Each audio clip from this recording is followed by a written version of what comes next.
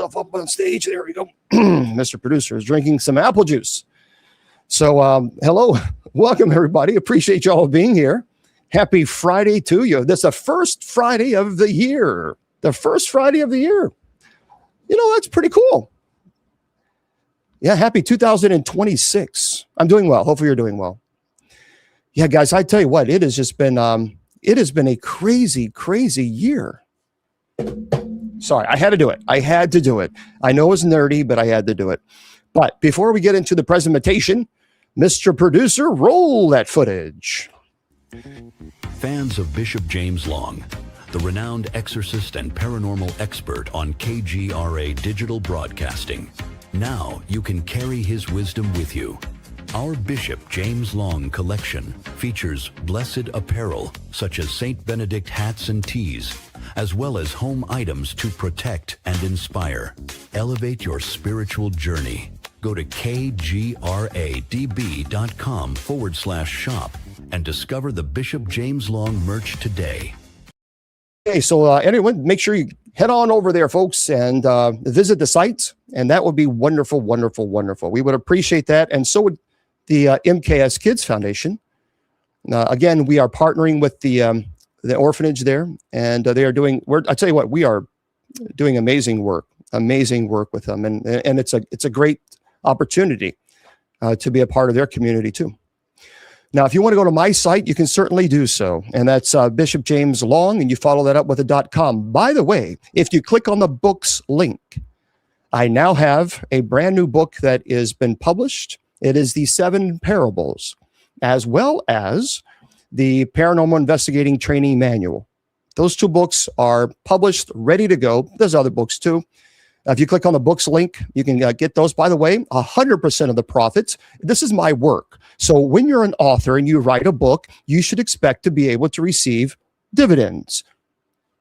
Every author does it. No matter who you are, everybody does it. But we as a community, we are donating 100% of the profits that would go to these books to the MKS Kids Foundation. So trolls, I beat you there again. 100% of the profits is going to the MKS Kids Foundation, or again, the orphanage that we're partnering with. There are 2 books right now that are in the editing process, and those are the book on demonology, and also it is the Revelation book. So there we go. And anybody who makes a comment like that, actually, let me report you to the FBI. There we go. Okay. All right. Yeah, I'm the same person that was just blocked. Also sent me a death threat on Messenger already, and I've gotten 7 death threats. I just went on air at 7:00, and I have seven death threats right now on Messenger. Okay, let me make this very clear. You don't intimidate me. If you think for 5 seconds that you're going to intimidate this guy, I dare you stand toe to toe. I will take this collar off and I will give you a Kentucky backyard ass kicking Louisville style so quickly. You don't intimidate me. You don't scare me. And if you think you do, then come at me. As I was saying, the church's site, more importantly, just go to USOCC, follow it up with a .org, and head on over yonder, and that will be great as well. So yeah, I'm not intimidated by the death threats. I'm not intimidated. This is not the first time that I've got death threats, and won't be the last. But what those idiots don't realize that those who are doing this, actually, that is against the law, and that is considered cyber stalking, and that's a federal crime. So, and people who, oh, you shouldn't be cussing. You're not my mom. You're not my dad. Shut your mouth and go away. Easy. Simple. You sit in this chair and get death threats and say, yeah, tell me how you really feel. Anyway. Yeah, we don't, I'm not intimidated. Not intimidated. So, yeah, it's like, yeah, that's the thing, folks. There's a lot of you folks, a lot of us are being harassed and bullied online. Well, let me just make this very clear. You can't be intimidated by these bullies. You can't, because they would never do it to your face. But I did make a song. I really don't care if you think I'm a legitimate priest or not. Don't care. And speak to your therapist. I'm not in session.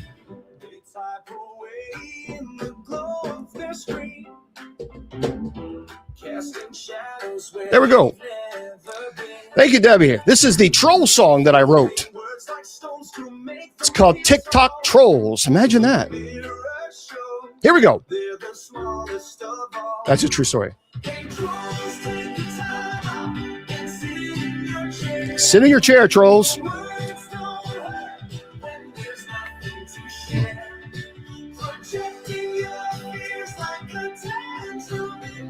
Yeah.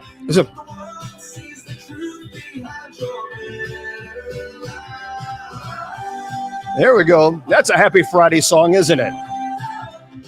That's a Happy Friday song. That's a great song. Yeah.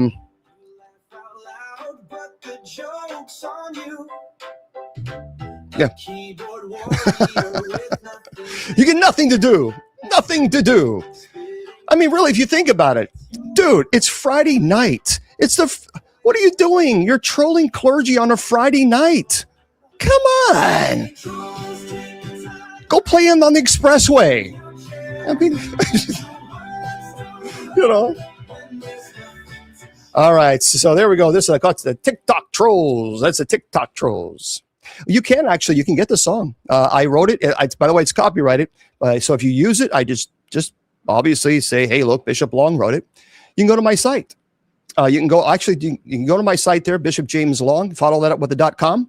And before the troll saying, I knew you were doing this for money. That's how they talk. That's how trolls talk. It's free. Oh, Robert, you can't be a normal human being. That's why you got muted. Pity. So anyway, it's there. You can go to Bishop James Long, follow that up with the .com, scroll down, and you'll see the music there. So there we go. Yeah, the part irritates the demons. The song. It does. Now that's the thing, folks. You cannot be intimidated by these people.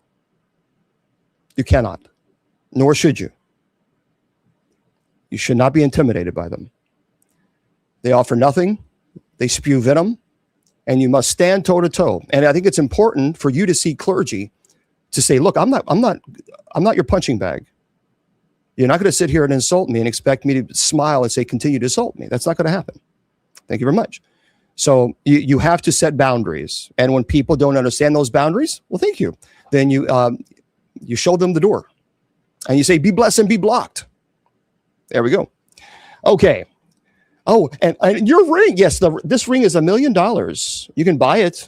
It's $1 million. Are you jelly? Are you jelly? You jelly that I got $1 million ring? They're jelly because I got $1 million ring, Mr. Producer. For those of you who follow me, you know, in fact, where the ring came from. For those of you who don't, well, there you go. Yeah, actually, you can get it. You can get it on Etsy, and it's like $64. So it's a beautiful ring. Yeah, it's a beautiful ring. Well, Melissa, I get it, but in 3 minutes, I got 7 death threats, so I address it. I address it because I'm not going to be intimidated. So anyway, well, the Melissa, go away. I don't need you to sit here and tell me how to run my show. I'm not watching you. You're watching me. So I will address my show, the presentation, how I want to. I don't need you to sit here and tell me and lecture me about how I run the show. Just go away.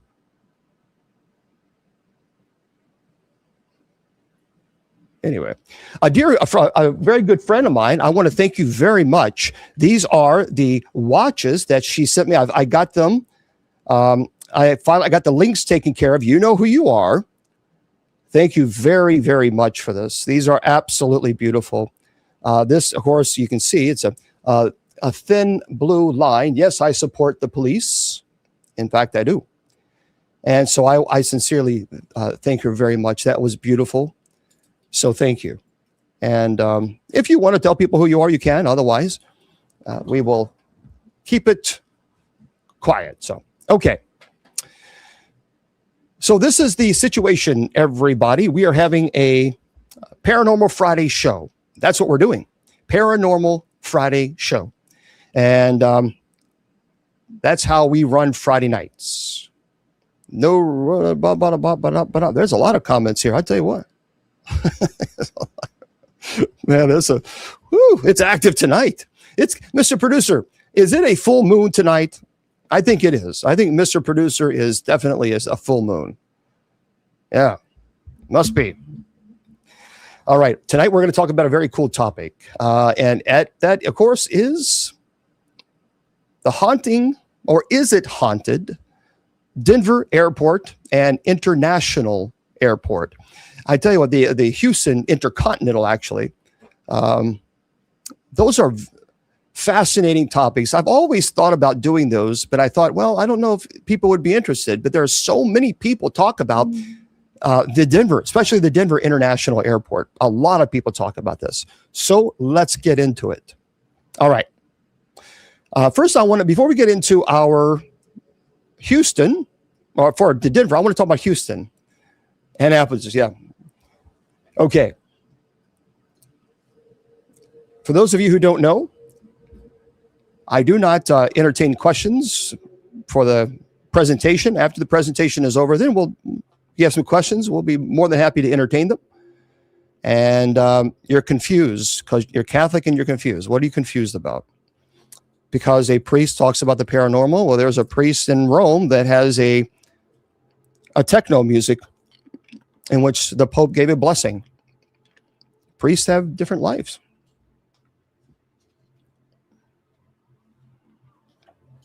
All right. The Houston International Airport. Let's get into it. Yeah, it's pretty cool, isn't it? So tonight we're going to step into a place that few dare to speak of after dark. The Houston Intercontinental, or George Bush Intercontinental Airport. It's a hub of travel, commerce. Some people say there's something far darker that's going on. And moderators, I know that we have a lot of people on TikTok. Again, put it in bold capitals. If you want me to put sub chat on, just let me know. Okay? So they say that the airport isn't just a transit point for millions. They whisper about the shadows that's lurking beneath the surface. Hidden tunnels, spirits trapped in endless loops of their last moments. And that's a place of arrivals, departures, but also secrets. Secrets buried that's deep beneath the runway. In forgotten tunnels, in the restless minds of those who maybe have seen allegedly too much. So we're going to go through the dark history first of Houston. The ghost stories, conspiracy theories that suggest that Houston Intercontinental is haunted. It's a gateway to things beyond our understanding, allegedly. So let's get into the history. Long before the first flight took off in the runway, the land was a different kind of battleground. So decades ago, beneath the bright lights and bustling terminals, the ground held secrets. Underground tunnels, long forgotten, connect hidden chambers where allegedly experiments were conducted. Experiments that blurred the lines between science and supernatural. Some say that the Cold War, the government built secret underground facilities underneath the airport. Chambers where biological agents were tested, mind control experiments were attempted, and they whisper of a clandestine project called Project Shadow, which you guys can take a look at that. Project Shadow.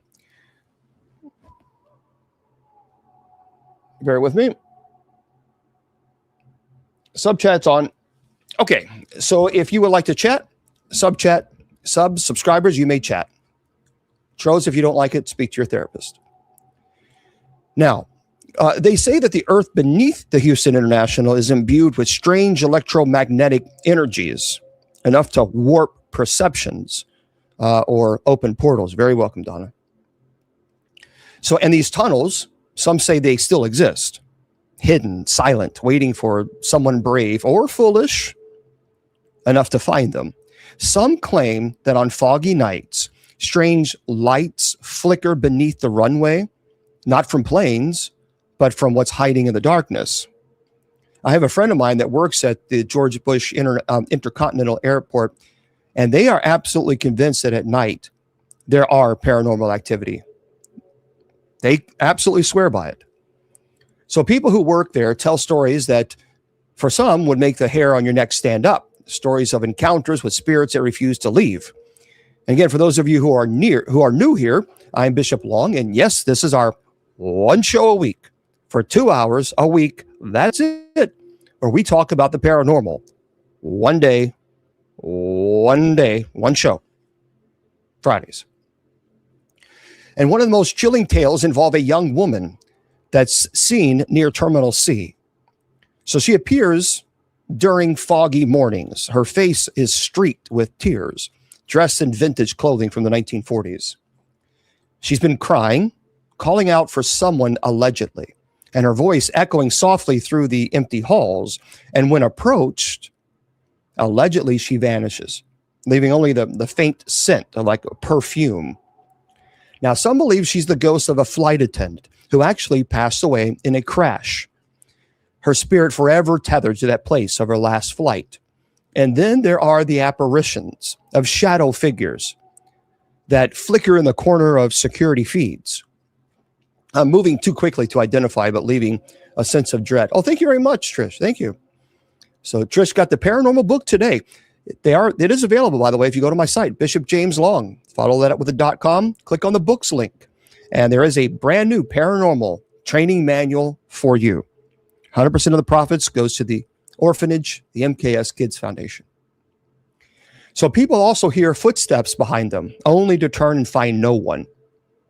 And they see fleeting shapes darting out of the corner of their eyes. Thank you. Dark silhouettes. Now, people ask me a lot about the shadow people. Look, I've had cases before where the shadow people, without question, was demonic. No ifs, ands, or buts about it. 100%, I'm absolutely convinced. Then there were cases, in fact, where the shadow people, they were not. So it was just paranormal activity, but I wouldn't say it was demonic. So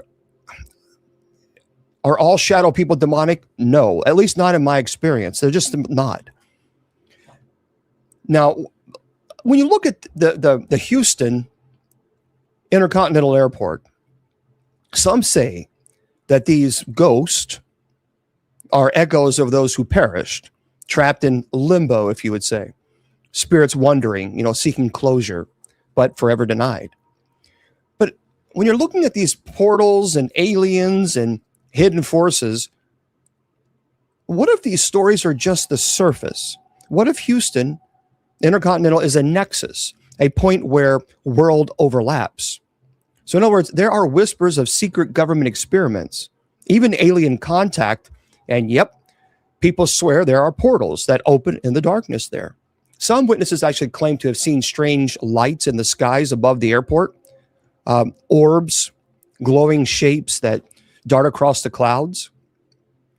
And security footage has captured bizarre anomalies, shadowy figures, slipping through walls, orbs floating in the night sky. Now, orbs, for the most part, on video, friends, orbs is either dust or it is usually are insects. Insects are quite often misinterpreted as, or orbs are misinterpreted as insects. Now, a lot of people swear, they see impossible shapes flickering in and out of existence. People whisper about underground chambers where alleged experiments to harness supernatural energies are ongoing. Now, some believe that the spirits' hauntings aren't just residual. They are the results of a failed experiment. Even creatures from other realms or aliens that's trapped between the worlds. People are legit. They really believe this. So my job is to present what people believe. It is your job to say, that's ridiculous, or, well, that might have some relevance to it. Now, there are certain parts of the airport that people claim are more haunted than others. Cursed spots where the veil is the thinnest, so to speak. So Terminal A, for example, is alleged haunted by a maintenance worker who passed away in a mysterious accident. So witnesses say that his spirit still haunts the corridors. He appears suddenly and then vanishes into thin air. And my friends of mine who work there at the airport, that's right. Yeah, Shirley. We had to put sub chat on because TikTok just couldn't be kind. So we had to put sub chat on. So welcome over here. Appreciate you being here. So shadows move on their own. Luggage carts rattle without cause. Sometimes a ghostly figure appears, standing silently, just watching. And the runway itself? Well, it is said that during the dead of night, ghostly figures wander the tarmac. And their figures are translucent, their faces obscured, as if waiting for someone. As a matter of fact, a buddy of mine said that at one time they saw what they thought was someone on the runway, and they had to send like a tug, or the security out there to make sure that no one was on the runway. But there was nothing there. Now, could it have been a bag that the wind, blew up and they looked sort of like a person? I guess it could be, but nonetheless, we just simply don't know. And we'll get to the Denver airport is a very interesting airport. But when I was doing some investigation, I said, well, are there any other airports that are perhaps haunted? Yeah. Houston. This place is really crazy. Some believe the government's experiments go far beyond what we see. So beneath the airport, as I mentioned, there are people that are convinced, without question, there are hidden laboratories that conduct research on the unseen, biological, electromagnetic, even spiritual. Personally, I have a little bit of a problem with that because I've not seen it. But there are people that are convinced of it. And they say that at certain times, electromagnetic disturbances, it ripples through the area, causing electronic devices to malfunction. And cameras glitching, radios crackling, lights flickering. Now, a friend of mine, again, he works on the ramp. Many, many years ago, I used to work for Continental Airlines. Loved it. But we were cross-utilized, which means that sometimes we'd be working on the ramp, and other times we'd be working on the gate and something of this nature. So, Zach, I'm sure there'd be a lot of activity there. And even CERN, not just saying even CERN. There is so much. We just simply don't know. Yep. Yeah, Continental Airlines. So there have been a couple of times where, our radio frequency was tuned in specifically for us. That was it, just for us. So there was no other, it wouldn't pick up on any other frequency. And so I was on the ramp. I was inside the belly of the plane. And on the back, they were loading things and we were loading things. But up in front, I wasn't up in front. In the belly of the plane, they were putting in someone who had passed away. And and that's how many times they do that. They put it in the belly of the plane in the front, and we have to seal it off. But I was in the back, and I had the radio with me, and we were throwing, the bags obviously in the back doing our job. And I got very clear. It was a woman, and she said, hello. Now, first of all, at that time, there were no women thank you very much, that were working on the ramp with us. None. And we would not have any type of interference on those radios, because those radios, obviously, you got to make sure that they're secure for a variety of reasons. And we all heard it. We were right in the belly of the plane. It was. Thank you very much for the gift. And we heard it. It was hello. And as soon as they put the coffin in there, that was interesting. Thank you, Starla. Now, some people have heard, a friend of mine in Houston heard on their radio, we're opening the door. And that was very peculiar because they had just closed it to clamp it, to lock it down, obviously to make sure that the baggage door doesn't fly open in the middle of the flight. So as soon as they slammed it and they locked it, they heard the click, they heard a noise on their radio, we're opening the door. And that really startled them. So they had to double check, lock it, make sure, open it, shut it 3 or 4 times, because when you are flying at 500 miles per hour at 30,000 feet, You don't want those doors obviously opening up. That could be detrimental. Now, so for those of you joining, we're talking about the Houston, the George Bush the Intercontinental Airport now, and then in a moment we'll be talking about Denver. So these disturbances are believed to be attempts at opening portals, gateway to other dimensions. Now, some say that the spirits that they see in Houston are the remnants of those experiments alleged underneath the airport, entities caught between worlds. And so throughout the years, brave or even unfortunate witnesses have shared encounters that really are kind of chilling. One airline employee had actually went on a show that I had heard. He doesn't work there anymore. Told us seeing a woman in vintage clothing standing right in the middle of the runway, only to vanish as their headlights approached. And he said her face, he actually got close enough to where he saw her face, and he said it was sad, like she was waiting for someone who never came. Even a security guard reported hearing footsteps behind him, like fast and deliberate, like someone was chasing him.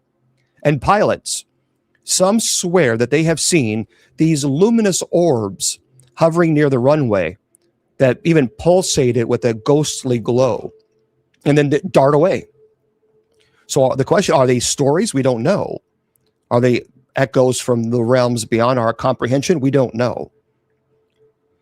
Some actually believe that the Houston airport isn't just haunted, it's a nexus. So what I mean by that, it's a point where multiple dimensions converge. They absolutely believe this about the Denver. So the layout, the underground tunnels, the electromagnetic anomalies, they're all part of a perfect storm for paranormal activity. It's a place where the boundaries between our reality and the unseen are really paper thin. And let me ask you, what if the truth is even darker? See, some believe that the government knows exactly what's happening at the George Bush Intercontinental Airport. Some swear, again, this goes too far for me. I don't believe this, but I'm just presenting what people say and what they truly believe. Some believe that there are rituals performed in these tunnels, performed experiments, harnessed energies beyond our understanding. Could it be that the spirits haunting Houston International are prisoners of those experiments? We just simply don't know. But despite all the stories, many questions remain unanswered. Why do certain areas become inexplicably cold? Why do electronic devices malfunction during strange phenomena? And most haunting of all, are the spirits trying to warn us? Again, the friend that I was speaking to you about, who works at the airport in Houston, he was in the belly of the plane. Now, this was in the middle of summer. There's no air conditioning in the belly of the plane. It's hot. It is really, really warm. And so there was an urn that the family had placed in as luggage. And, it says urn, it says be careful, all this other. And as soon as he put it inside the plane and, make sure that it was completely secure, he said it was like someone had just turned the air conditioner on. And we're talking about in Houston in the summer. And again, there are no air conditioning units in the belly of the plane. And he said it was clear, and he felt it as soon as he got that. Now, what that is, we don't know. But it is interesting. So have any of you heard, before we get to Denver, have you ever heard of the George Bush Intercontinental Airport being haunted? I am curious to see what your thoughts are on that before we get into the Denver. Because quite a few people, when I reached out to some friends in the paranormal community, many of people have said, they've heard it. Okay. Especially if you're living in, Starla says yes, okay. Especially if you're living there in Houston. And again, thanks to everybody. We appreciate you guys being here. I truly do. Thank you so much. For those of you on TikTok, welcome. I had to put sub chat on because people were just being very, very rude and nasty. And so I had to put sub chat on. But you can still watch the presentation. Appreciate everyone being here. I invite you, please don't forget to go to our sponsor site, KGRAD as in dog, B as in bicycle.com. And then, of course, you click on the shop link. And when you do that, click on my name. There's some great St. Michael products are there and some other products, 100%. Thank you very much, Monica. Thank you. 100% of the profits that would go to me, we're donating to the MKS Kids Foundation and Orphanage. And also, friends, please go to my site, Bishop James Long, Long, and you follow that up with a .com. Click on the books link. Now, there are 2 brand new books that are published. It is the 7 parables explained in the Bible, well, not the 7, the parables explained. We also have the 7 archangels. That's been published, so that's for you.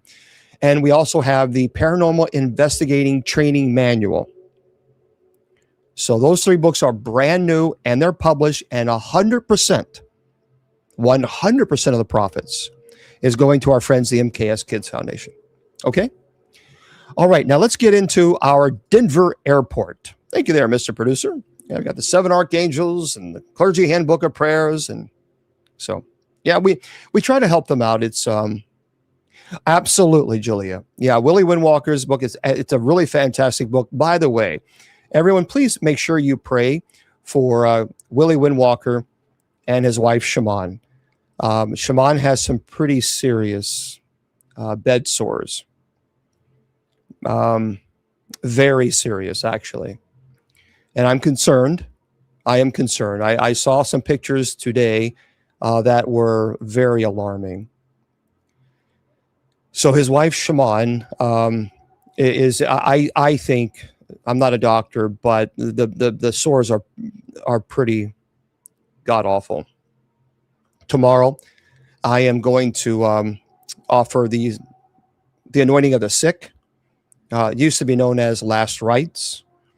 But, you know, she's a fighter, and but Willie sent me a message and said, I really need you to be here tomorrow.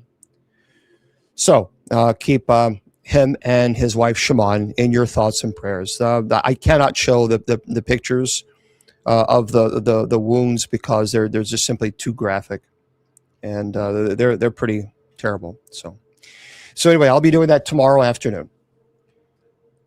All right. No, we're not on tomorrow. Saturday is our day off. Let's get into the Denver International Airport. What is up with all this talk about these weird designs? And there are some things in the Denver International Airport. The more you peel back the layers, the more you realize something is very odd. Something is very strange in that airport. Let's go into it. So we're going to go into this voyage where shadows that lurk beyond the shining surface of the Denver International Airport. I've been there. It's a beautiful airport. It's big. As a matter of fact, as soon as I got off the airport, the plane, and I got into the airport, I just smelled pine. The pine was just, Texas is saying there's, Mary doesn't like the airport. Texas, Elizabeth gets very unsettling. Have you been? Yeah, there's a lot of, Starlet says it's overwhelming.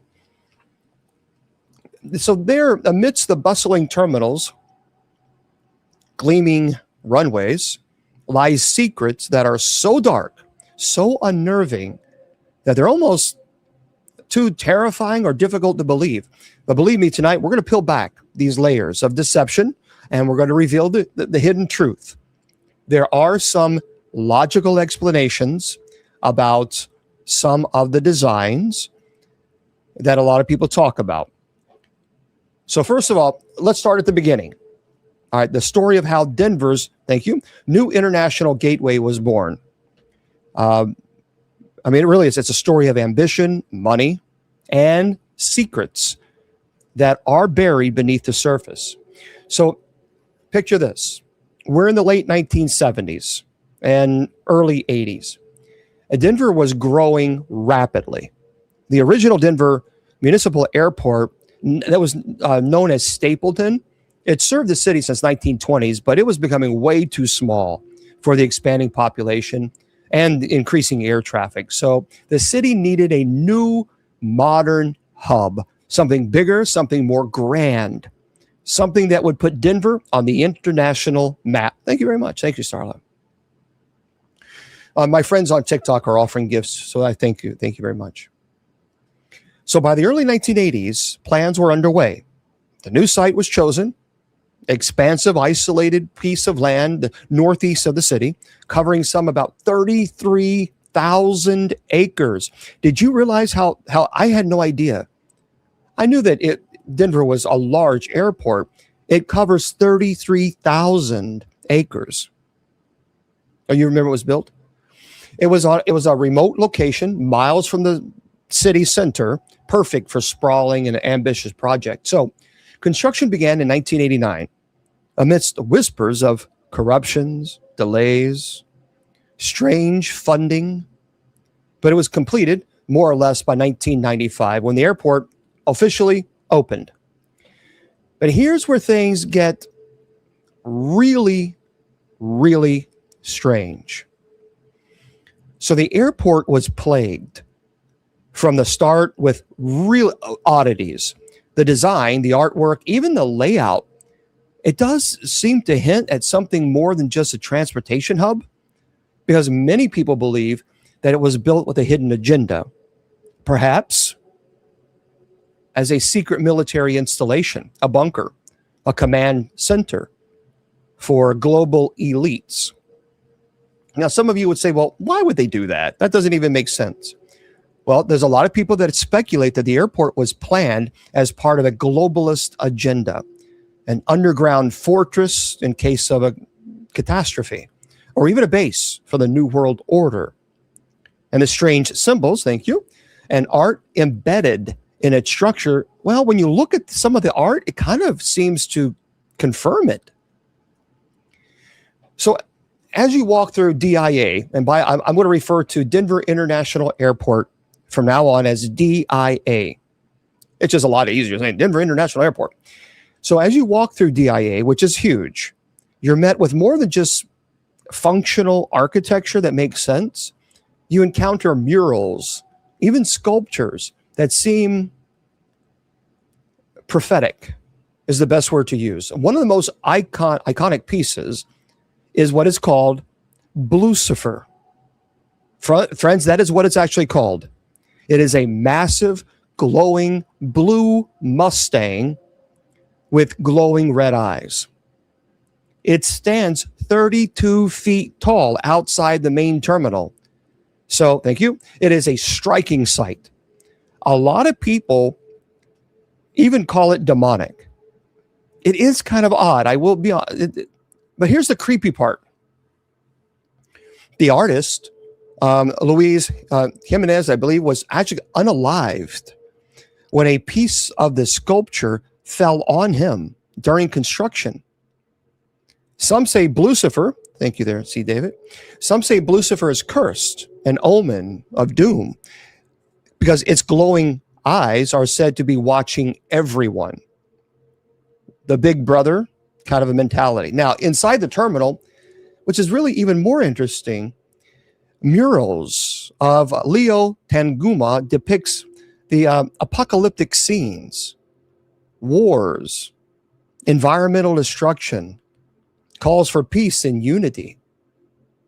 But many people actually interpret hidden messages, images of children that are suffering, or skulls surrounded by terrible things, destroyed cityscape. It's kind of weird. I mean, a lot of people, when you look at them, is it just art? Yeah, and see, and Monsar, I have to be real careful with the words that I use because of TikTok rules and regulation. So are they just art or warnings? When you look at the artwork, I will be honest, it is a little strange. Some theorists actually believe that these murals are secret passages, prophecies of catastrophe, even a blueprint for the future. And they're said to be designed to prepare or warn the elite, perhaps to influence the subconscious of travelers passing through. The argument is that should something occur, a terrible nuclear weapons or whatever it might be, that is the place for the elites to go to. So beneath the DIA, the Denver International Airport, lies a labyrinth of tunnels, long, winding, largely inaccessible to the public. Officially, these tunnels are used for baggage handling, maintenance, security, allegedly. But there are whispers that persist of a darker purpose, because I worked at Continental Airlines many years ago. Quite often, Continental flew to Denver, and I had a lot of friends who worked on the ground, on the ramp, and they absolutely are convinced that some of those tunnels are not right. So reports from workers and insiders describe strange sounds. That happened quite often. So I had friends that were working on the ground, and they would, take the tug. The tug is the little machine that, pushes all the carts to the terminal. So, baggage terminal, so you can get your cart, so you can get your bags. And when they are driving through, many times they will hear someone screaming or someone talking or even music, but there's no one should be down there. No one. So distant banging has been reported, unexplained radio signals, whispers. Some claim to have even seen shadow figures retreating into the darkness, which figures that vanish when approached. And the symbols are really odd. Yeah, we'll get to that, I promise you. Good question. So etched into the tunnel walls are very strange sigils, some resembling military insignia. Even occult symbols. I'm not a military expert, but when you look at some of these, you're like, that does look military. Some say that they're ritual markings. Yep, disembodied voices. And these ritual markings designed to invoke protection or control over the space. But here's the real kicker, as if that's not bad enough. Multiple sources have reported the existence of a secret underground bunker or bunkers, massive, heavily fortified chambers that are capable of sheltering hundreds, if not thousands of people. Some believe they are meant for government officials, the global elite, in case of a nuclear war or a global collapse. I could see something like this. I don't think that is too far-fetched. We know that there are government bunkers, military bunkers. We know this. We also know that there are military bunkers that have food, water, medicine. We know this, which I guess that would make sense. But the problem is you and I, unless you're a global elite, which I guess maybe some of you are, I don't know. The majority of people will never be able to see it. So why would such facilities be hidden beneath an airport? Well, because many say that the Denver International Airport isn't just an airport, it's a hidden command center, a fortress, doomsday bunker. And the underground tunnels could be part of a network of secret military base that's links to shadow government, hidden from public view. Yeah, it was in the 70s and early 80s. Now, I have spoken with a few individuals who even went underground, and their stories are chilling. So a buddy of mine many years ago, he's passed away since, he told me that, he said, I was told to check the underground tunnels late at night. And as I walked, because he wasn't working for the airline, he was security. So as he walked through, he saw a figure. It was a tall, shadowy, dressed in what he said looked like military fatigues. And he said it was staring right at him. And then when he blinked, it was gone. Like it just evaporated into the darkness.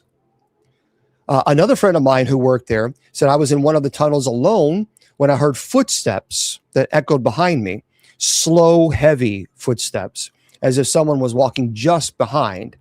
And they turned around, there was no one there. But they did see like a faint glow ahead of them, like a flickering light. And they swear they saw a face. It was white, gaunt, staring right back at him from the shadows. And then, as if that's not enough, there's the tale of the shadow man. So the same friend of mine who was a security guard reported seeing a tall, shadowy figure standing near the locked doors at night. And so when my friend approached him, it vanished into thin air. And people have also reported strange symbols that are etched into the tunnel walls. Sigils, actually, that seem to clearly indicate something is there. And one of the most persistent legends involves a ghostly cowboy, the figure of a man dressed in 19th century Western gear, seen wandering near baggage claim late at night. Oh, got to do a little puzzle. There we go. Got to do a little puzzle there on TikTok. So, hold on, we'll get to it. I promise you. Yeah, I'm curious if you've been to the Denver International Airport. Did you get any experience? Did you feel any experience as far as haunting when you were inside? So I'm just kind of curious about your thoughts on this first before we move on, because it gets even more interesting.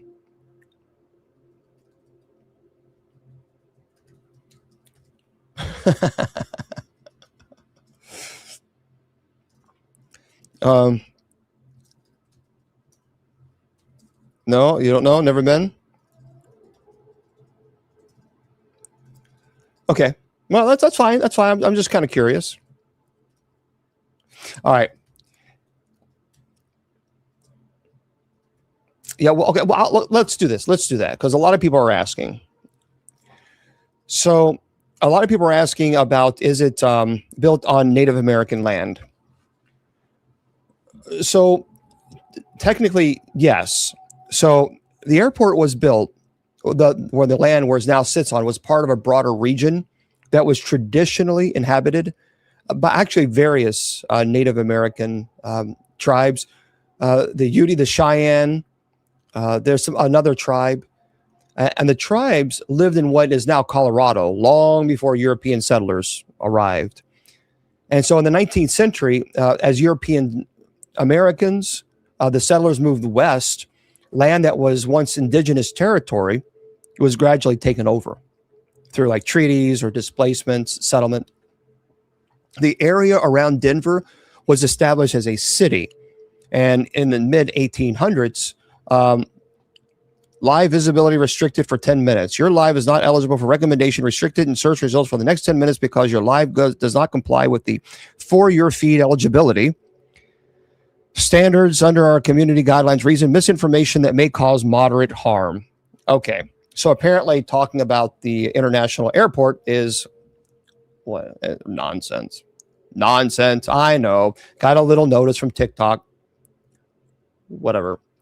Anyway, so in the 19th century, I know it's just ridiculous. It's AI. It's just no one reported it. It's just AI.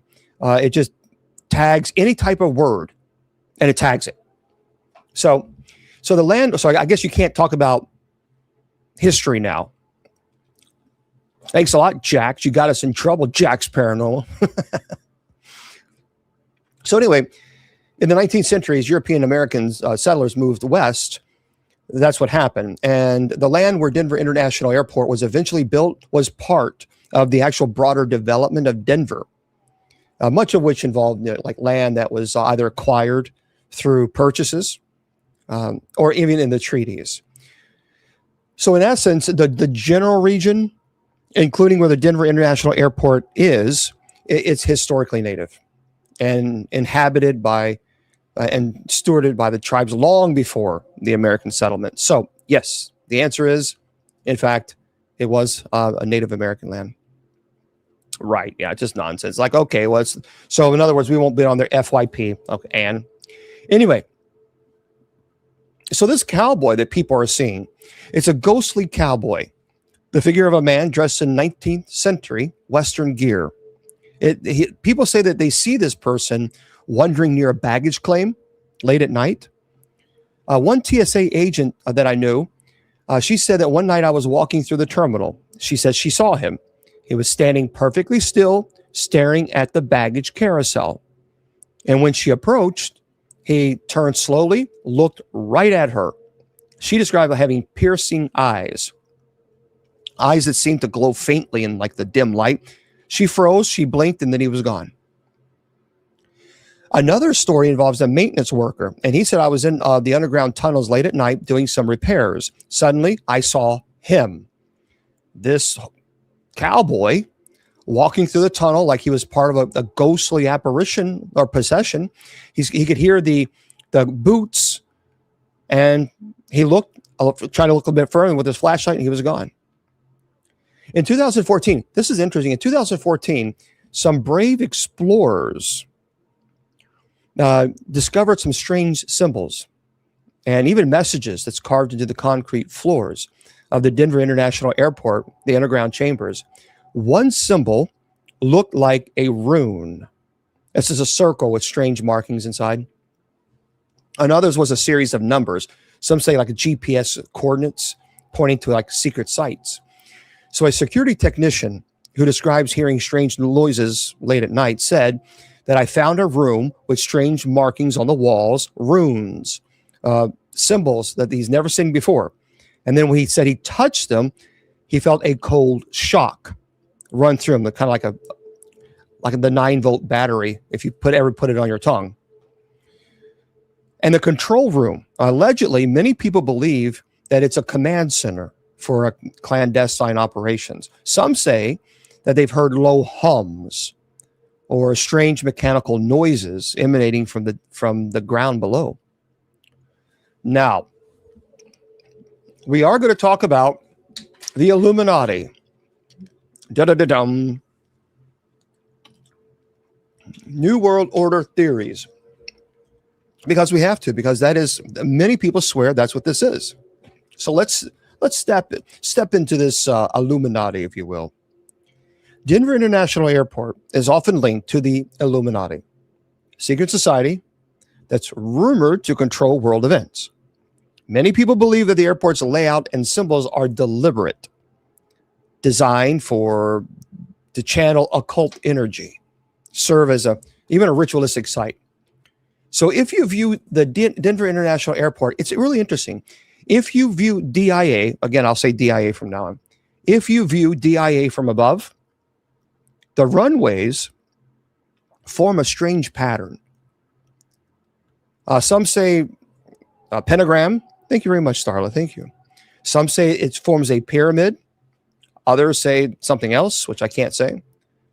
It's not accidental.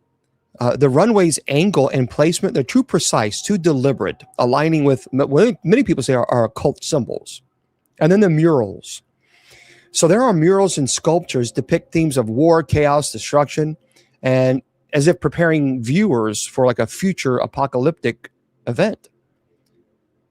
Some believe this is predictive programming, like subtle hints to the global elite plans. So the question is, could DIA be a site for clandestine globalist gatherings?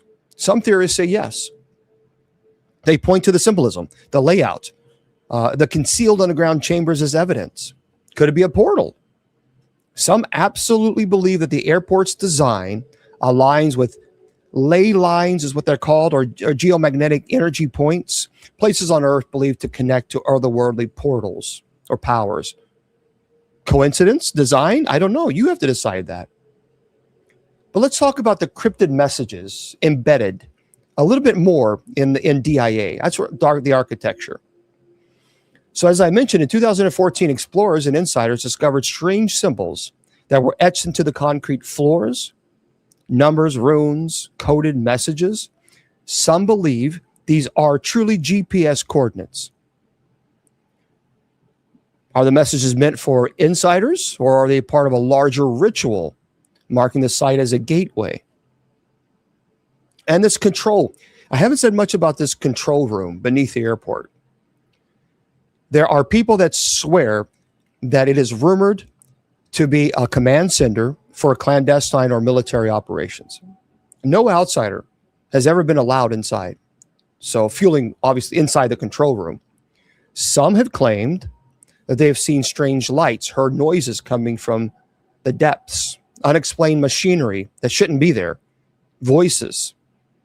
So could it be the echoes of a building hidden purpose? We don't know. The ghost stories. Let's talk a little bit more about people who say that the DIA, the Denver International Airport, has so many ghost stories that you could easily write a book. Well, employees and travelers have reported seeing ghostly figures, shadowy men and women, old-fashioned clothing, children who vanish when approached, mysterious apparitions that's seen near a baggage claim. And this Western cowboy, a lot of people swear they see this 19th century gear, Western cowboy that just watches travelers and then just goes into thin air.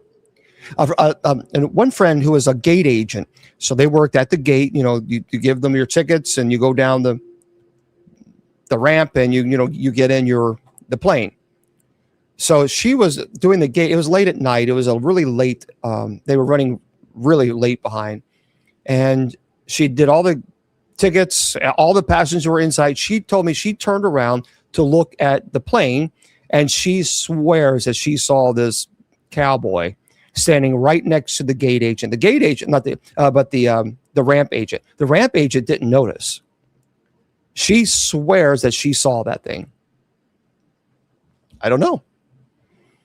But a lot of people say that doors opening and shutting on their own, a lot of cold spots that are unexplained, strange noises, footsteps, whispers, and the phantom tunnel. The phantom tunnel is interesting. On stormy nights, and it always happens on stormy nights, go figure, witnesses claim to see a spectral rider, a ghost cowboy rider galloping through the underground tunnels. Some even say in a ghostly carriage, as if from the Old West, an echo of Denver's haunted past. And a lot of people swear that they see these ghosts. One staff member, he was Mark, many years ago, told me I was working near the baggage claim late at night when I saw a figure dressed in old Western clothes like a cowboy. And he was just standing there staring at the luggage. And when they got close, he disappeared. They checked with security, but saw nothing. As a matter of fact, security just laughs. So if you go tell them and say, look, I just saw a cowboy, they're like, oh yeah, you saw the cowboy. It's kind of like, oh yeah, everybody sees him. Another individual said that I was walking through the terminal when I felt a sudden drop in temperature. I looked up and they saw what's called a translucent figure. A man in a pilot's uniform staring at me from the glass window. She said, when I blinked, he was gone. And the phantom horse. People say on stormy nights, some employees claim they see this spectral horse galloping along the underground tunnels. Yeah, I don't think so. I think these people have, because what's interesting is they go and they tell the security, but the security yeah, that's a cowboy. But these secret societies, that there are people that have made, there are people who have spent their entire life talking about these hidden tunnels and how it's all about for the Illuminati, Freemasons, even alien alliances. That's pretty heavy. Because if you look at the airport's runways, you can say, I could see that it forms symbols associated with occults, pyramids, hexagrams, even the all-seeing eye. People say they see this. Murals of apocalyptic scenes. We've talked about this. Strange symbols, cryptic messages. They believe it's all to be ritualistic. And these clandestine meetings take place. Now, there have been cases where, again, the friend of mine that works at Denver, there have been an all-white plane. All white. There's nothing on it. It's just white with a tail number on it. But it's a military. And what they do is they go in and they're not allowed to approach the plane. And they go into this separate, runway, basically. And they get off the plane, they deplane, that no one else uses this area at all. And they're absolutely convinced that there's a military base there. Perhaps. Now, There are some people that even go even to the more extreme. And folks, again, I'm telling you, people are asking me on Messenger. I'm not necessarily saying I believe in all the things I'm saying. I'm reporting what people have claimed to have experienced. And you have to make your own decision as to whether or not you think there's something there or not. There are people who believe that we are living in a controlled simulation. Some theorists suggest that the DIA is a stargate, a portal, an entrance to other dimensions. You know, the symbols, the layout, underground tunnels all point to a deeper hidden reality. Well, if we are living in a controlled simulation, then this is what I'm going to say. Whatever player is playing me, can you please make sure that I win the lottery the next time? I mean, you could have done that when it was, over $1 billion. So Mr. or Mrs. Player who is ever playing me as a character, I think it's time to, put some cheat codes in there. Now, I mean, really. Right. So as we wrap this up, I want you to consider a couple of things. What if, good grief, here we go again. Your live is not eligible for recommendation, restricted in search results because your live does not comply with for your feed eligibility. So basically what's happening, and I was kind of nervous about doing this show. Anytime you start talking about conspiracy, you get flagged, no matter what. You get flagged. And they punish you. And for misinformation, it's a paranormal show. So I'm going to say, no, it does not, and submit. It's just because when you start talking about conspiracy things of this nature, then sometimes your account can get even banned. They're getting extreme. So I was concerned about this show, and now I know. Now you know why, because there's just no way to work around certain words. It's just not. So, yeah, right. It's just Big Brother. Okay. So I want to just ask you this: what if all these stories? What if they're true?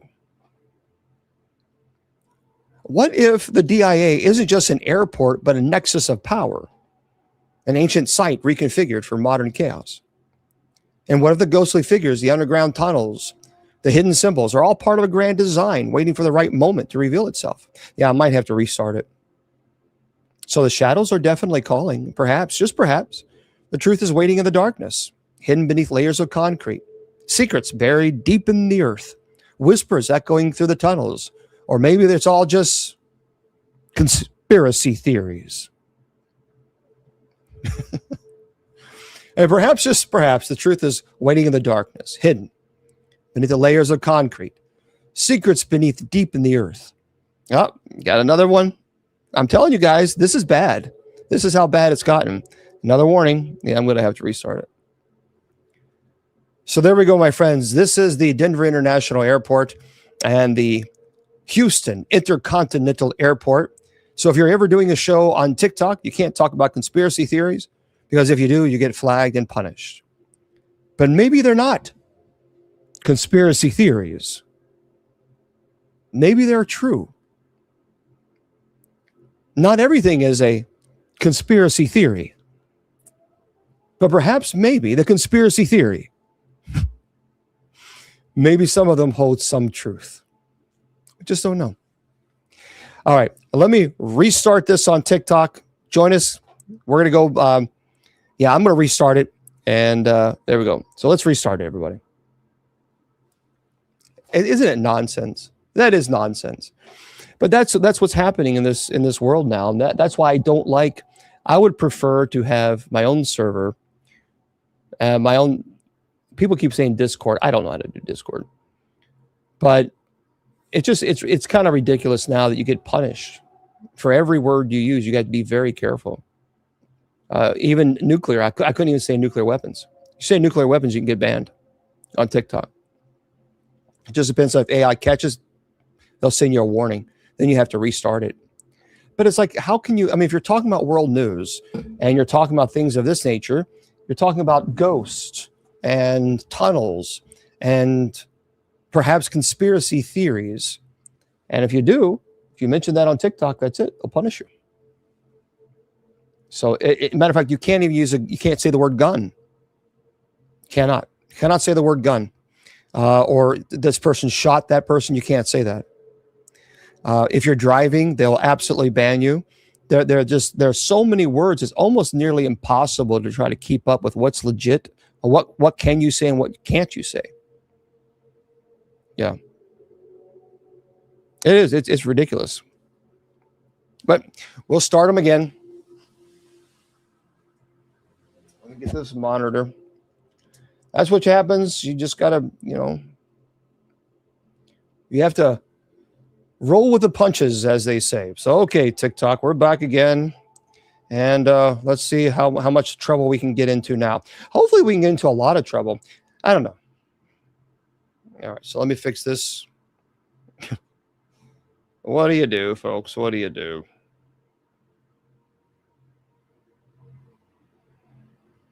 All right.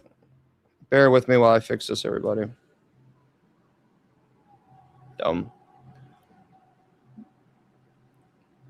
Okay. Welcome back, everybody. Welcome back. Welcome back. Yeah. Now we're going to talk about some paranormal. Can we do that, TikTok? Can we talk about paranormal topics? All right. I know but that's the problem. There really is no other app that's like TikTok. There just isn't. And I wish there was, but unfortunately there's not. And there's not a whole lot you can do. So you just got to move on. So, okay. Let me open up this thing. Well, thank you very much, Starla. Thank you very much. Thank you. All right. Bear with me. Thank you. I open things up here and redo this nonsense. All right. Yeah, me too. Me too. I'm kind of getting burnt out, but it has been a wonderful gift in many ways. I mean, we have helped with TikTok. We've helped the MKS Kids Foundation. And so I tell you what, that's pretty phenomenal. So let me turn it off and let everybody chat. We'll see how long that'll last. Now, by the way, everybody, I want to share something with you because I heard this on the news, and this. Let me just double check this before I say it. 1 second.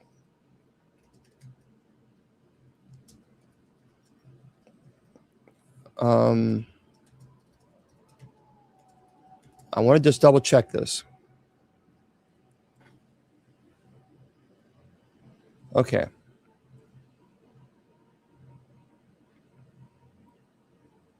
All right. So because there was talk about the TikTok deal, but there was also talk that China.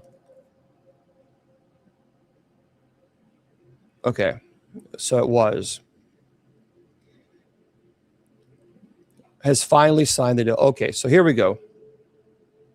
The issue was the tariffs, and the Chinese government was stating that they were not going to sign the TikTok deal because of the tariff situation. So this is AOL is reporting this. TikTok has now officially signed a deal to sell its U.S. entity in a joint venture, majority controlled by American investors Oracle and Silver Lake. So that's good because there was some concern that they weren't going to, and looks like that has been remedied, which is a good thing. That's a good thing. Okay. Now let's talk a little bit. This is very interesting. I want to share this article with you. So for those of you who are just joining us, hello and welcome, welcome. Welcome back, TikTokers. Appreciate y'all being here. Yeah, we're a little spicy here. We're a little spicy. Yeah, well, that's right. Yeah, I've met a lot of great folks on TikTok. I mean, people that were just tremendous. So I have a soft spot in my heart for TikTok because it has helped us grow this community. Not only that, but I've met some amazing people. True, I'm just amazing. Yep, Tracy Ann and Judy Ann and Bill, all the moderators, and we got to meet the MKS Kids Foundation and Donna. And I'm telling you what, this was because y'all know that I'm a strong supporter of our men and women in blue, and I'll never forget. I have this. I'll always have it until always. This was given to me by a dear friend of mine who retired from the police department, and that was her 25 years of service. And she sent that to me, and because I'm as a chaplain for the police department, a very proud chaplain. This is something that I will always cherish, always cherish. And then, of course, it was, and of course, this watch, and I thanked her, of course, and that was beautiful. This is a thin blue line. You can't really see it because of the lights, but there's like a little blue line, and a card that I got from my wallet stating that I'm a chaplain for the police department, which I am. So that was very nice. So for those of you just tuning in, I'm Bishop Long. I appreciate you all being here. Hello and happy Friday to you. Happy Friday. I want to remind you, well, thank you very much, Starla. Starla, I appreciate all these gifts. You've been very, very kind. Thank you everyone for the gifts. Thank you. If you want to go to our sponsor site, Mr. Producer, do you want to play the video again? I don't know if Mr. Producer is. Fans of Bishop James Long, the renowned exorcist and paranormal expert on KGRA Digital Broadcasting. Now you can carry his wisdom with you. Our Bishop James Long collection features blessed apparel such as St. Benedict hats and tees, as well as home items to protect and inspire. Elevate your spiritual journey. Go to kgradb.com/shop and discover the Bishop James Long merch today. So, yeah, so folks, make sure you go to that site, KGRAD as in dog, B as in bicycle. If one of the moderators could put that in there, please. That way you won't get dinged for that too. But click on the shop link and then my name. And those are great products. Please make sure you go pick those up. 100% of the profits that would go to me, we're donating to the MKS Kids Foundation. And you can go to my website, by the way. If you want to go there, you certainly can. And pick up the 2 books, well, 3 books, several books, actually. I got the 7 Archangels books is completed. The Paranormal Training Manual, that's over 250 pages. That's done for you. And, we just got some really cool books there. So why not? And, of course, the parables. Thank you very much. Thank you. So the parables it's a brand new book that I just published, the 7 parables. And it breaks down the parables and how you can understand them in Scripture. So, okay. Thank you very much. Thank you, Monica. I'm picking and choosing who can say what they. Yeah, I know, Sam.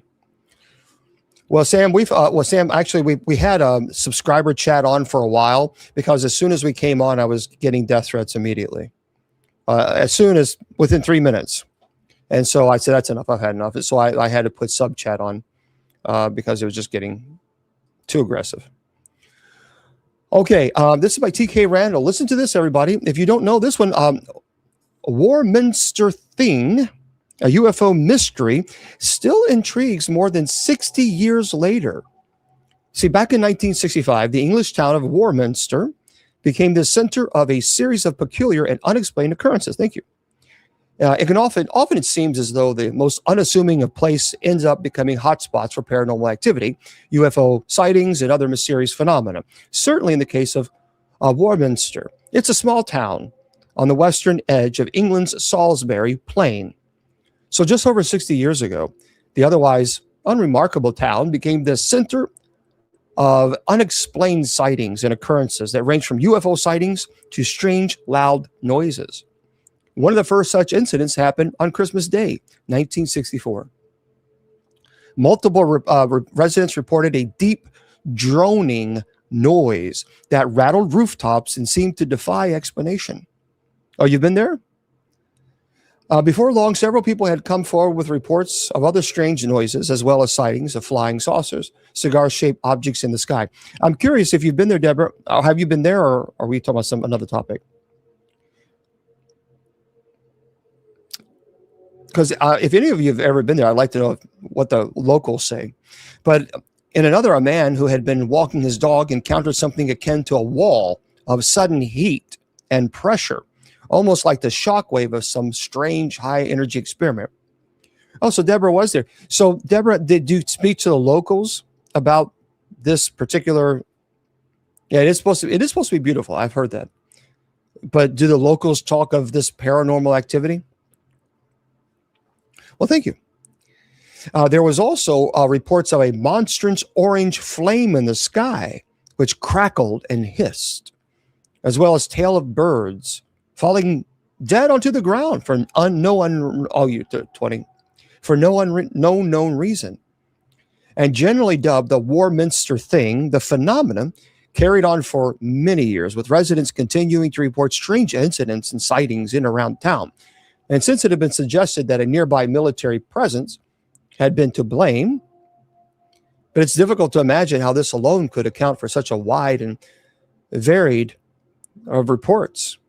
So apparently this place is still being talked about in the paranormal community. Don't know. Point Pleasant, West Virginia. Yeah. Mothman. This is fascinating. T.K. Randall writes this as well. Another big director is making a movie about UFOs and cover-ups. So if you haven't heard, it seems that Steven Spielberg is not the only director focusing on his efforts on a film about alien disclosure.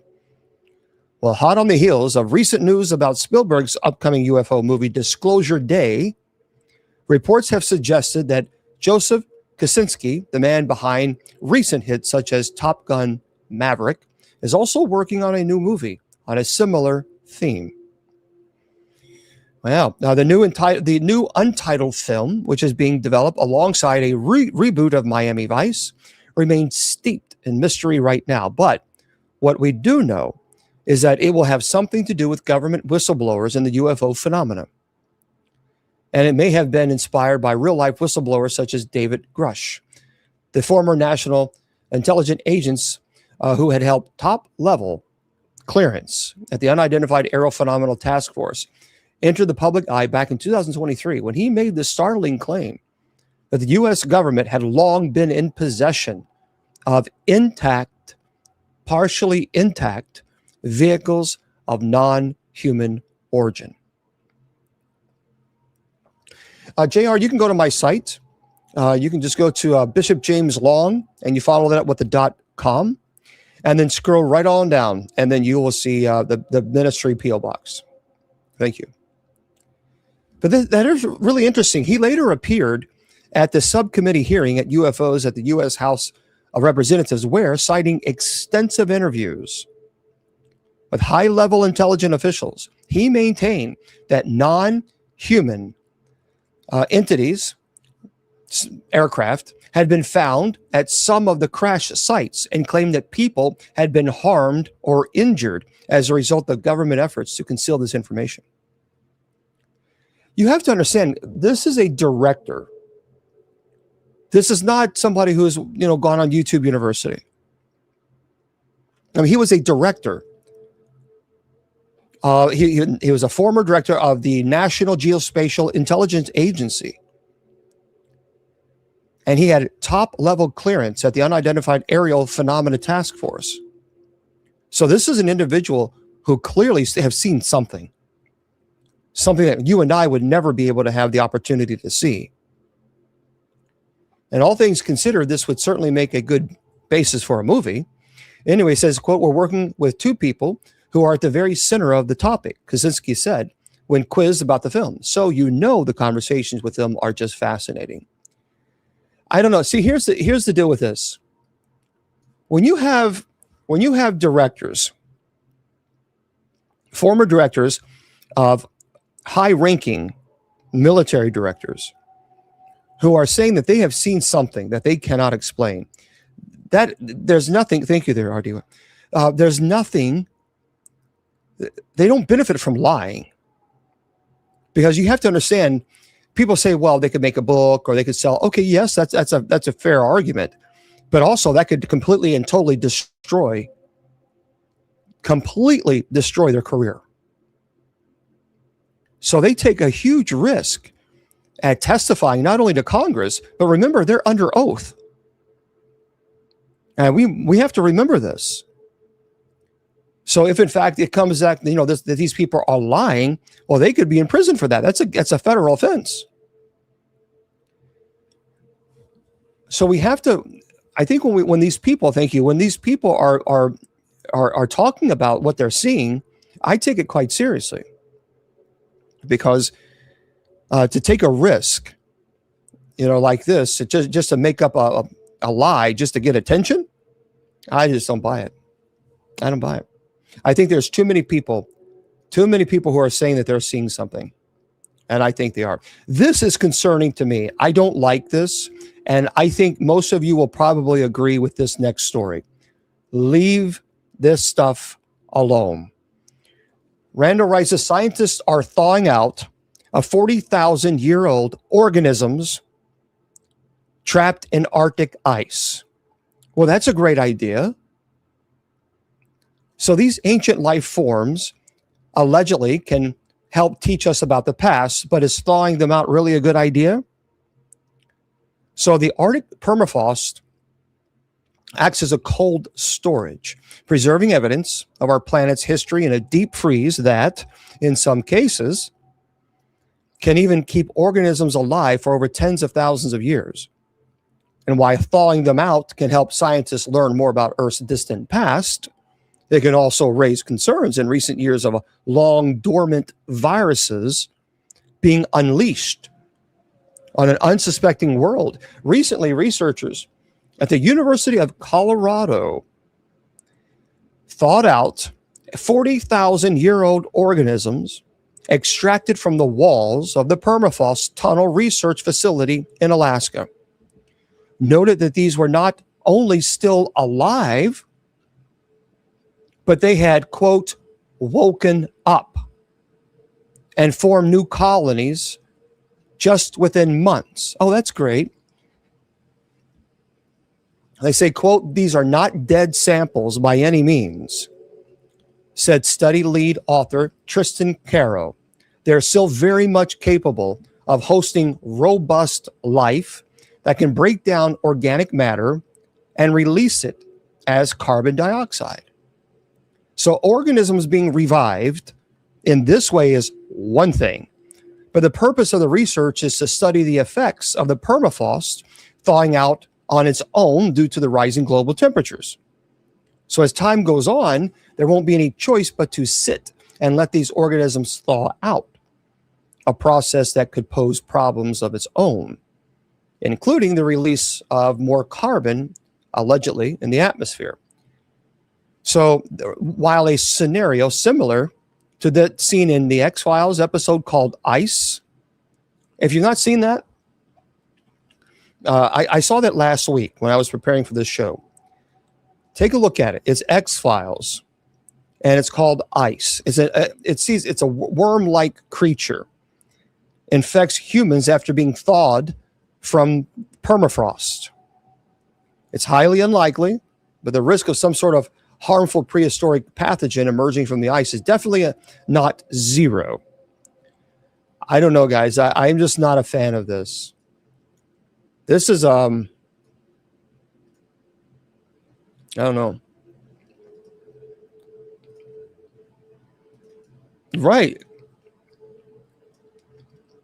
Now, recently, there was a woman that had recorded something in a mysterious creature in Kalamalka Lake in Canada.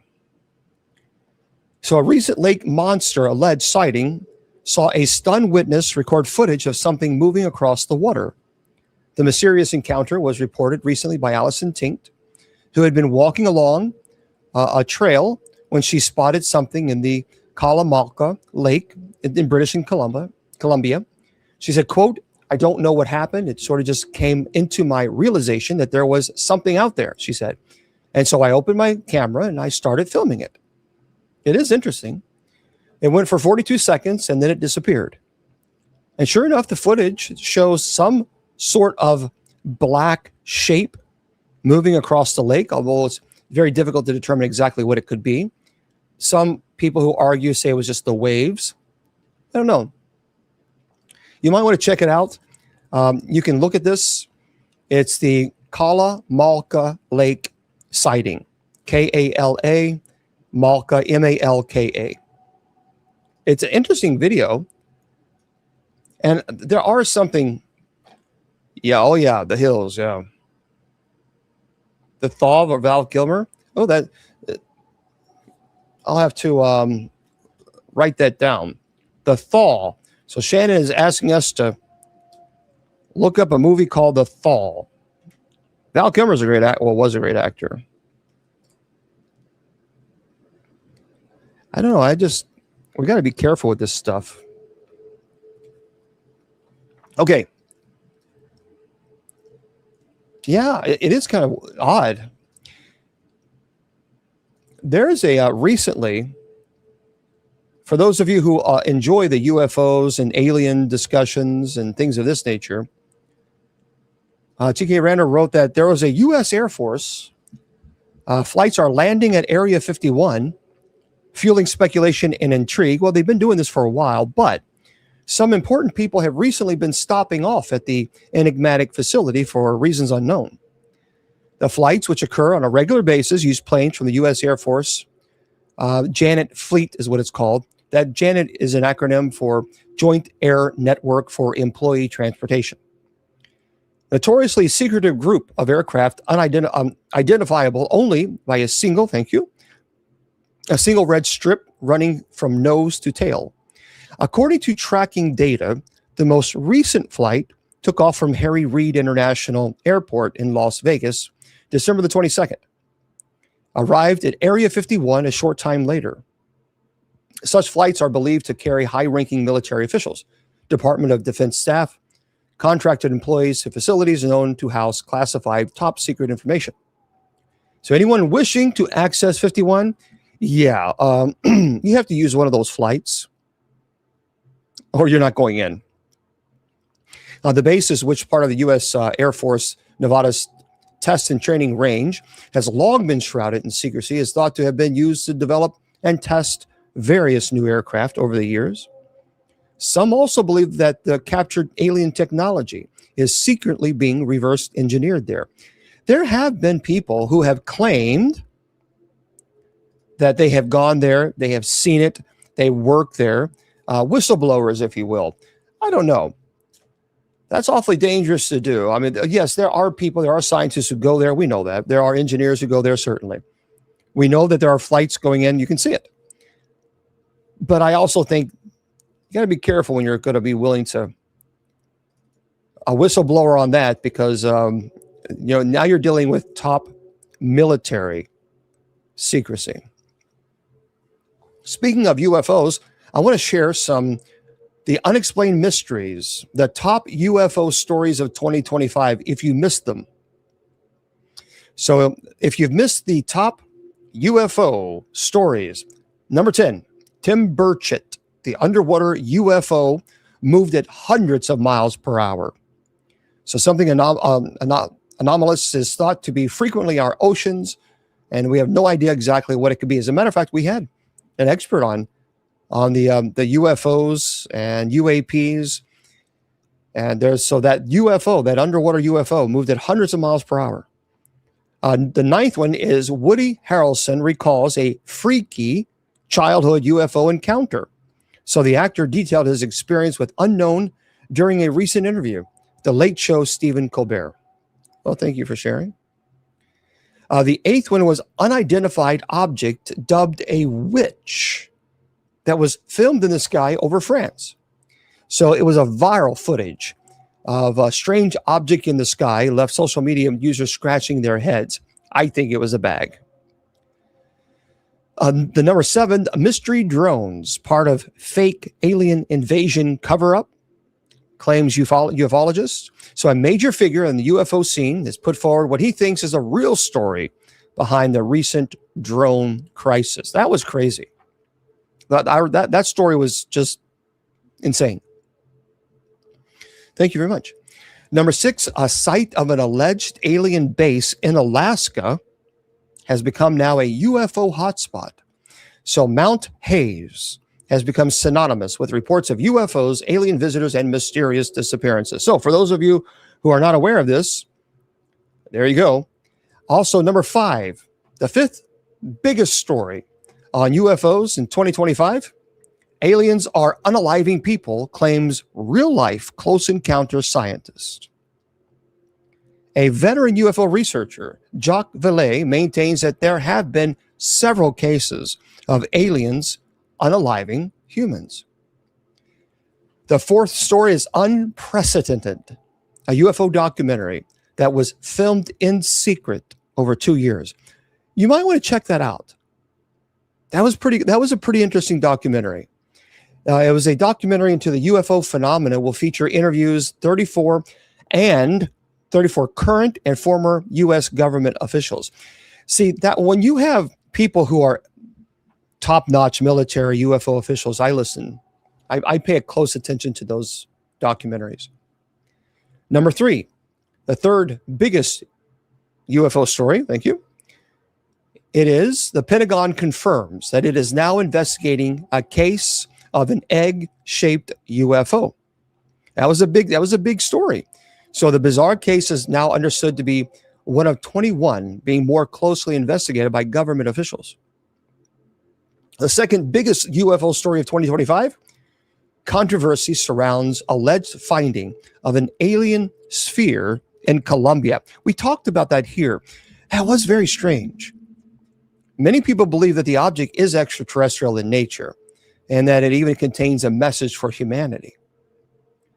And of course, the number 1, which is really number 2, there was more footage emerged of an alleged alien sphere near Buga, Colombia.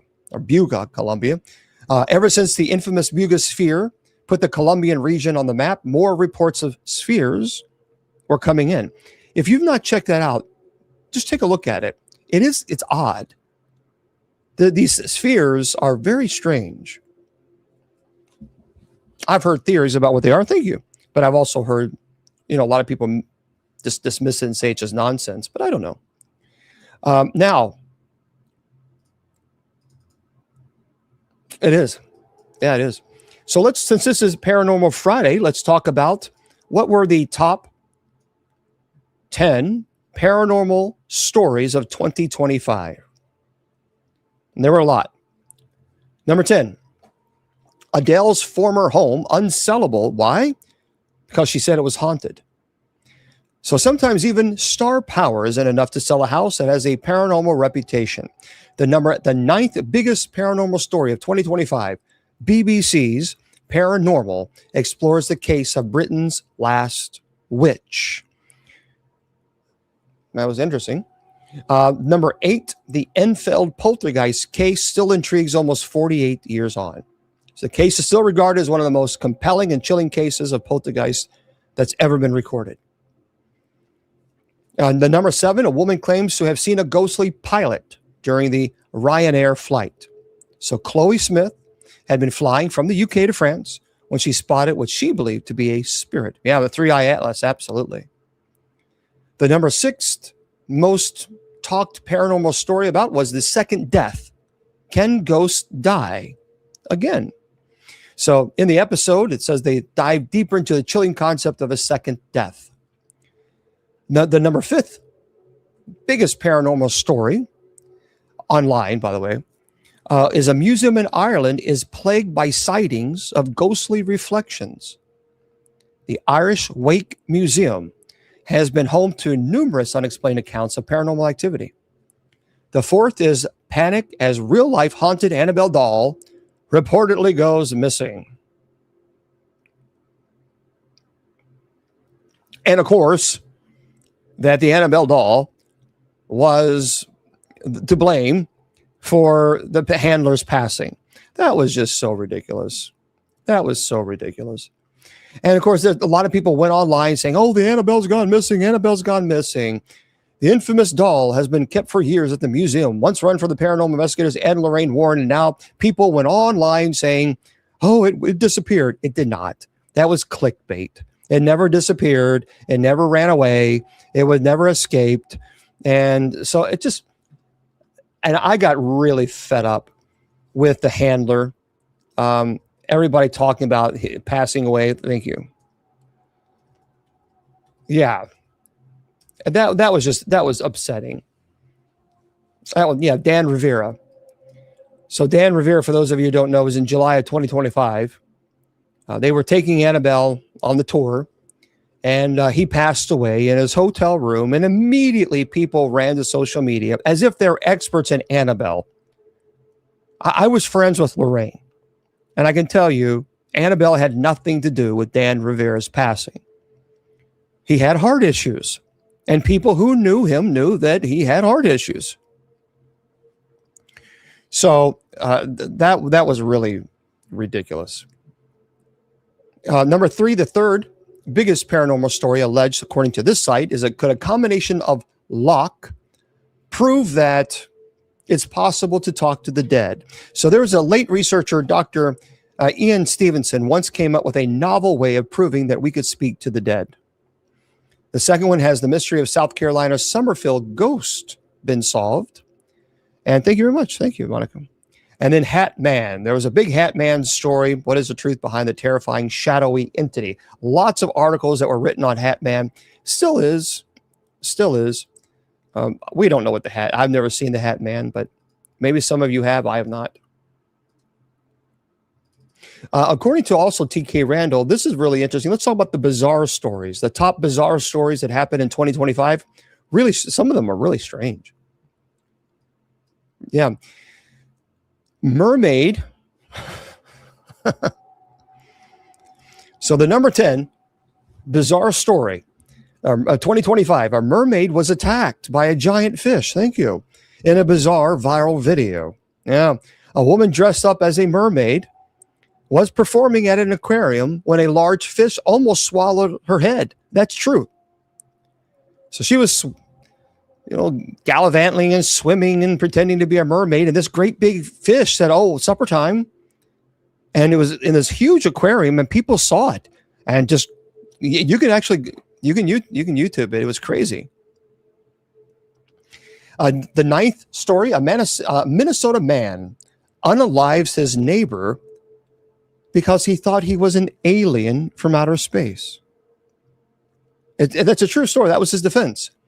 This case saw a 38-year-old man unalive his neighbor because he believed her to be an extraterrestrial. The eighth most bizarre story, nonsensically narrow, world's thinnest car is unveiled in Italy. It's actually pretty interesting. It's a very, very, very thin Fiat Panda. Actually functions as a working car despite being a mere 50 centimeters in width. Thank you very much, Monica. Beautiful. Thank you. Some beautiful gifts there at TikTok. The seventh most bizarre story, 5 incredibly weird things photographed by police. So criminals aren't the only things that police officers capture on camera. They come in some really strange things. The number 6, police investigate visit by mysterious box demon in Pennsylvania.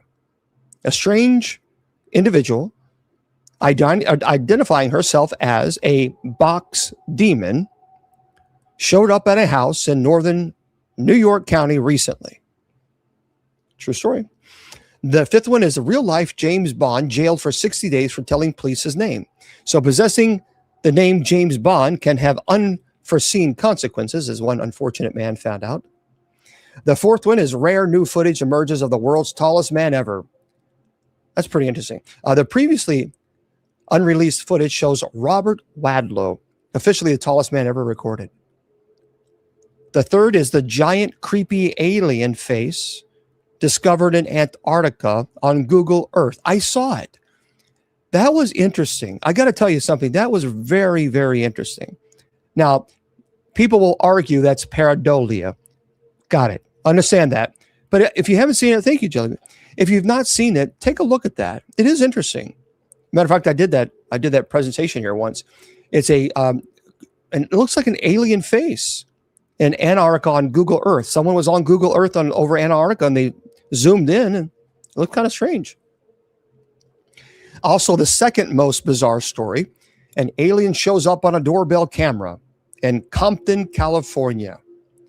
Something was lurking outside in the darkness after midnight. Nobody is quite sure who or what it was. And the number one most bizarre story, besides the three Atlas, a man was in critical condition after eating a whole burger without chewing.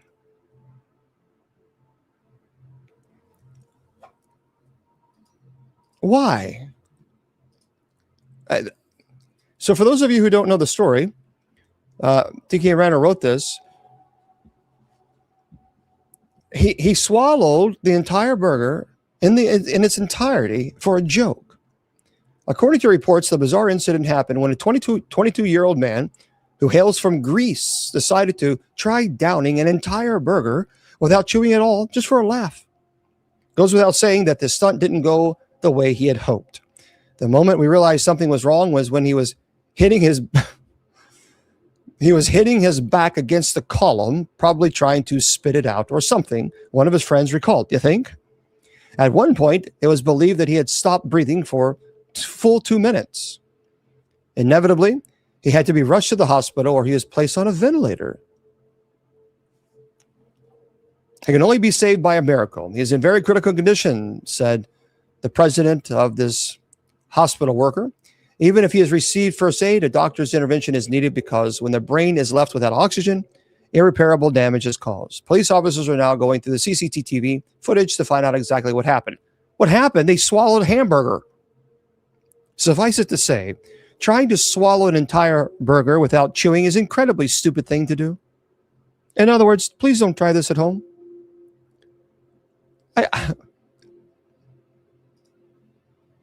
I'm just reporting. I'm just reporting the news. That's all I'm doing. I'm not. If you know what? We can't say. I was going to do conspiracy theories, but we'll get punished. I don't care. Whatever. Okay, what are the top conspiracy theories? Well, let's talk about them. Punish me all you want to, TikTok. I don't care. So the number 10. Bizarre conspiracy theory suggests that the Titanic didn't actually sink. That was a big story this 2025. So conspiracy theorists have perpetuated or rumored in recent years that rewrites the events of the Titanic disaster. You can actually go online and see several videos where people are absolutely convinced. The number 9 top conspiracy theory of 2025, secretive U.S. Rat 55 plane spotted landing in Area 51 in Nevada. We kind of talked about that. The 8th is the earthquake reported near secretive Area 51 base in Nevada. The 7th, most conspiracy theorist or theory, a newly published archive details CIA's MK Ultra mind control program. That's pretty scary because the CIA actually did conduct secretive experiments into mind control. The number 6th top conspiracy theory of 2025, Jerry Freeman, the man who snuck into Area 51 and lived to tell the tale. It was in 1996. Freeman adventured with the perimeter of the top secret base. The 5th most craziest or wildest conspiracy theory, 3 disturbing visits from the real men in black.